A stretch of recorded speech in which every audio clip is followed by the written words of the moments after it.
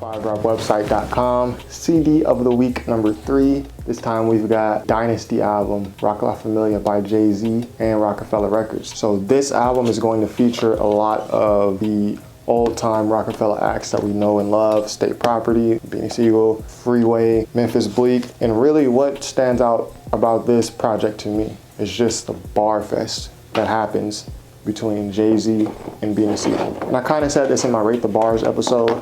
You'd be very hard pressed to find many albums or songs where Jay-Z is being out-rapped. It just doesn't happen much. And even when you look at the best lyricists that we know of today, the Kendricks, the Lupes, they have gotten out-rapped by Jay-Z at some point, even when they were first coming up at their hungriest. They got Kendrick on the Bitch Don't Kill My Vibe remix. They got Lupe on Failure. Both of those on their debut albums. So Jay-Z, a guy who really at any point in his career you can say he was probably one of the better lyricists out. So this Dynasty album I think gets a little overlooked. I think a lot of people look at it as a compilation album, an album full of throwaways, but it's really anything but that. You have songs like probably the most recognizable song on this album, Give It To Me. I think everyone knows that song. If you were alive in the early 2000s, this song was on movies. This song was on commercials, I'm sure. I'm not going to play it because I like to keep my copyright on my video, but you've heard the song. Go on Tidal, listen to it. But there's also a lot of underground songs that Jay-Z's very known, that are very prominent in Jay-Z's discography that you find on this album. Like Where Have You Been? That's one of the only songs that's this early in Jay-Z's career where he's like showing a vulnerable side that's outside of like street talk. He's talking about very personal, like his parents basically. Also songs like 1-900 Hustler, the infamous, phone call verses between all the members at Rocafella Records. So even though there are very recognizable songs on this project, the project itself doesn't really get the notice like a Blueprint does, like a Black Album does. It just doesn't get that same recognition. For what reasons?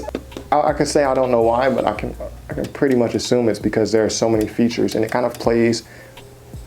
It doesn't play like a compilation album, but I could see how someone would mistake it for that. There's a lot of features, but Jay-Z is on most of these songs. Like there's only a couple songs that Jay-Z doesn't appear on. Track number 11, Holla, he doesn't appear on at all. That's just only Memphis, Bleek. But he's pretty much on every song and he's leading every song. He starts the album, he ends the album with the Dynasty intro that everyone loves so much, and he ends the album with his Where Have You Been verse. Jay-Z's one of my favorite rappers, so I like a lot of other albums more than this one, but this one might wind up on the top 10. If I made my top 10 favorite Jay-Z albums, this would definitely wind up. And it might wind up on the top 5. A lot of my favorite Jay-Z songs on here. Track number 2, Change the Game. Streets is Talkin. Stick to the Script. Really, I'm looking through the track list, I can name all of them. It will probably be easier for me to name the songs I don't play that much as opposed to like listing half the album. Yeah, I'll say those 3 are my absolute most played. So yeah, if I had to rate this album, this is 4.5 star album. 4.5 stars. I comfortably give it that. And for me to say it's 4 to 4.5 star, and it might crack Jay-Z's top 5, it just lets you know how I rate the other albums. So anyways, that was CD of the week, Dynasty by Jay-Z. Be sure to check that out if you haven't already, and be sure to subscribe if you haven't already. This is top5rapwebsite.com. Peace.